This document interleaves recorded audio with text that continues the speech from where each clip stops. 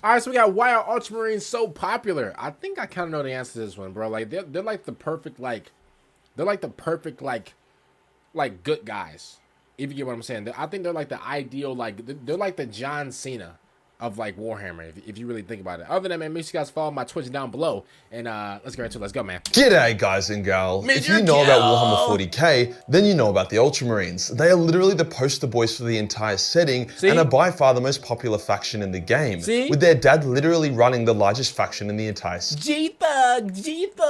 setting. On top of that, pretty much all box art with Space Marines is defaulted to Ultramarines, and they seem to be the protagonists of pretty much all Warhammer video games and media. But that's where that actually where because I obviously I actually got into Warhammer from Space Marine 2, so seeing Titus, bro, I thought Titus was actually in like Warhammer like lore or whatever. I didn't know that it was just like Titus was just basically just a part of like the video game side of it. If you think, if you dig what I'm bringing. Why? Blue and gold with a touch of space Roman isn't exactly a universally default theme. Well, there are actually some pretty cool reasons for it, both in lore and as an overall technical meta reason for GW picking them as the poster boys out of the other 18 legions. Before we get started, this is my last day before I go to Europe for a month. At the time of this video going live, I'm currently on a plane heading to Portugal, so that's fun. Ultramarines are so popular, looking at both the in-lore reasons as well as why GW decided to make them the poster boys to begin with. Let's get into it. Let's get into it! Let's go. Let's start with the in-law reasons for their ultra wank at the hands of GW. At first glance, it doesn't really make much sense. The Ultramarines were one of 18 legions, each legion with the potential to be just as good as one another. The Ultramarines weren't even the most powerful either. That title would have gone to the Dark Angels or the Lunar Wolves. So it does seem strange that they seem to be elevated above the rest. So you would say that the in-law reason that although Ultramarines have their own unique style, they are very much a generalist legion. Even their real-life counterpart, the Roman Empire, was the most well-known and referenced ancient empire in history. You can use Ultramarines for any kind of situation as they are so well-rounded and are known for their incredible versatility. Yeah, I did hear that like these guys are basically like they're like the Warhammer version of like a multi-tool. Like these guys, bro, they're so they're good at everything. Like they're not great at like one specific thing. They're good at everything, but they're not like there's some like what's his name? Like the Jagged Eye what's their name? The Jagged Eye the squad whatever. Like the White Scars. So like like the White Scars, y'all, they're like their speciality or whatever is the speed. You get what I'm saying? Yo, with the Ultramarines, bro, they're all just good at like everything. They're just good at everything. They're like the jack of all trades, if that makes sense, Just legion, and suddenly they became very well known and popular as they were seen on many battlefields. On top of that, they are fantastic for imperial propaganda as they are known for their diplomatic and heroic ways. The cobalt blue and gold trim seemingly to be very much a good guy heroic color. See, I told you, they're like the ideal like good guy. They're like the ideal like hero. They even look like heroes. Like they're wearing like hero colors. If you get what I'm saying, like they're not wearing like dark mystique like colors. They're not wearing like vigilante. Like no, bro. These guys are like they're proud to like be like the good guys. Like they're wearing like a blue color. We all know like throughout history, throughout like video games, etc. Like blue is typically means good, and like red. I think like darker colors like red, black, whatever.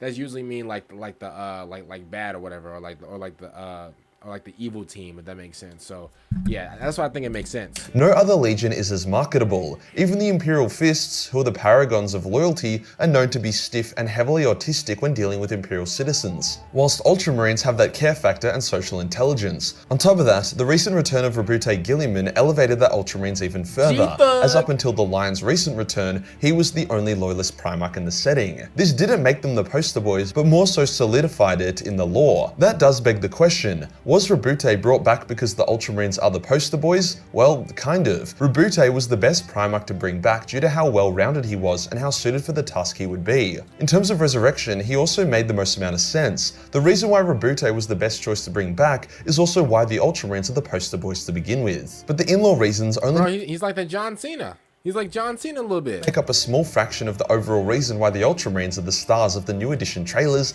the Space Marine games, and all the box art. After all, the lore actually treats the other legions quite well, with the Iron Hands getting plenty of screen time in the Horus Heresy despite them eating copious amounts of shit, as well as the Lion's Return coming with a full Dark Angel novel, as well as the Dark Angels being the stars of the Arcs of Omen event. No, we gotta get meta to answer this properly. The Ultramarines weren't actually the poster boys from day one. GW wasn't sure who they wanted to be their frontman at the start, but lucky for them they only really had a couple options: the Ultramarines, Crimson Fists, Black Templars, Blood Angels, and Imperial Fists. Black Templar, no. Blood Angels, so like red and black. What color is the Imperium? What color is the Imperium Fist? What color are they? If they're not like a light color, then no. And then what was the other one? There were many other chapters, but these were the main ones. At this point, the lore was really bare bones, so the idea of legions and then the successor chapters wasn't yet really a thing. Surprisingly, the Crimson Fists were actually the original box art poster boys for a time. See, like they're still look at their colors. Like their colors, like they look like good guys. Like you get what I'm saying? Like the blue color. That's what I think. If I'm tripping so much off the colors or whatever, that's like what I think about it. I feel like I'm just like going off the colors a lot because like that's typically how it is like throughout like, you know, TV shows and video games, etc. You know what I'm saying? How the mighty have fallen. As the lore got fleshed out and the Crimson Fist became a successor chapter, it didn't make sense for them to be the big boys anymore. GW also experimented with having the Blood Angels as the poster boys, as well as the Black Templars. So for Rogue Trader, it was Crimson Fists, 2nd edition was the Blood Angels, and the Space Hulk board game also featured the Blood Angels as the protagonists. 3rd edition was the Black Templars, so there was some... See, look at, nah, they ain't, bro, come on, bro. The only guy that fumble. The only guy that I know, well, I don't know this guy, but the only person that I know who has like a dark color or whatever, who's a superhero, bro, is Batman. That's the only guy that I know that has like a dark mystique or like a dark color or whatever. And that's because of like his city. You get what I'm saying? Like, bro, for God's sakes, he's protecting Gotham. He gotta be dark, bro. If he's walking it, bro, if he's flying around with like the Joker's colors, bro, oh man, nobody would take him seriously, bro.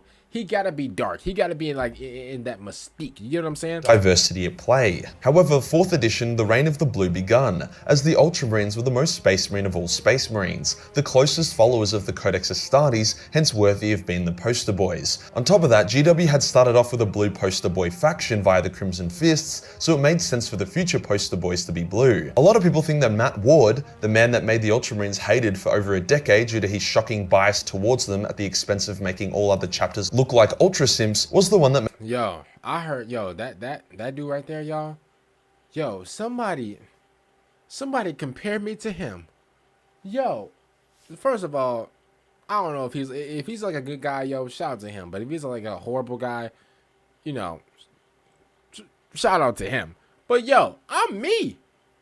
Yo, just because, you know, I show praise, you know, to my sweet glorious King Vulcan, it doesn't mean that, you know, I'm on the same level as that dude right there, you know? The Ultramarines the poster boys. However, Matt got involved with 5th edition, with 4th edition being when the Ultramarines took the front stage. So Matt didn't make the Ultramarines the poster boys, he just made them into a meme. The reasons go beyond this, however. Tying into the in-law reason, the Ultramarines were the generalists and were overall the most easy Space Marine faction to play and understand for new people. Thus, if a newbie got a box of Marines and just followed the box art theme, then he would end up with the best gameplay experience as a new person who doesn't want the complications of the other chapters. Yeah. However, all of this is worth next to nothing compared to the most important reason why the Ultramarines are the poster boys. Blue is an extremely easy color to paint with and photograph, with the Ultramarines color scheme being extremely easy to make look good, even if you're a new or shit painter. Okay, well, technically, yo, that's kind of like a half and half thing because it still has to do something with, like, you know, with the color. So technically, I was right a little bit, yo. I was right.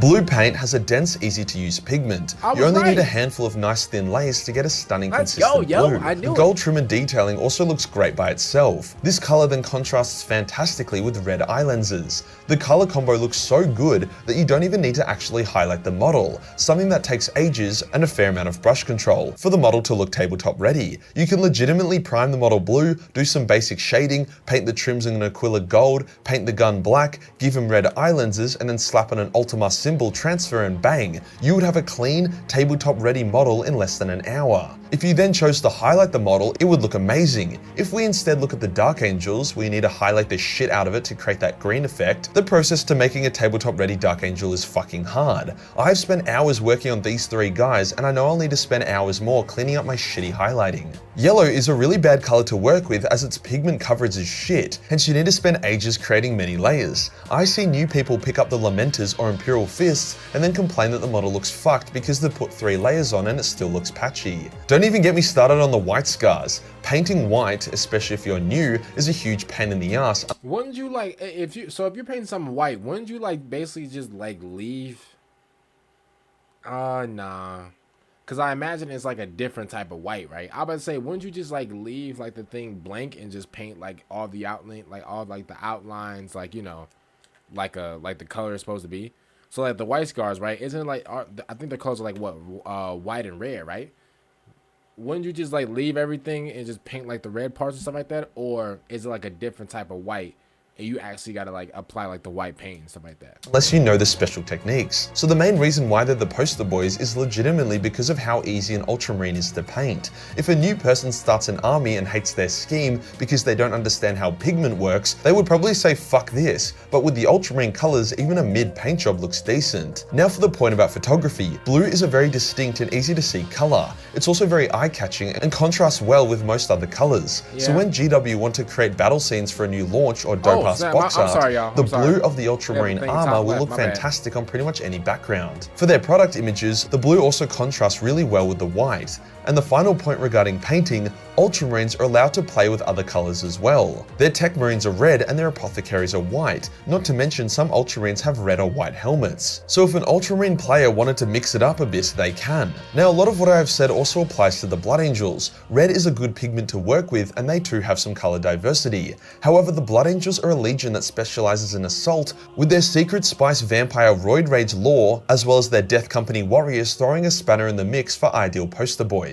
Credit where credit is due though. Many new Space Marine releases will show off various other chapter colors on a dedicated section of the box, so while the Ultramarine poster boys are here to stay, GW have made it clear that they aren't automatically superior to the other chapters. Fortunately, GW also did a great job fixing Matt Ward's mistakes and making the Ultramarines an extremely awesome and enjoyable chapter to read about in the lore. Despite their genericness, they own the fact that they are the most Space Marine of all Space Marines, and use it to ironically make them feel unique and distinct. Gilliman is also a joy to read about in the current lore, as well as the Horus Heresy. So that covers all the known reasons as to why the Ultramarines are so popular and are the poster boys of the setting. If you have any other reasons, then slap them down in the comments below. If you enjoyed the video and you want to support— Shout out to my boy Magic Man for this video. I mean, technically I was right about the whole like color thing. Now, was it specifically because of like the whole good guy, bad guy thing? I mean, you could flip it that way. Like, bro, I'm gonna be honest with you, I'm a finesser. Like, I'm flipping it that way. Like, I think I was right about that whole situation. You know, maybe it's just me.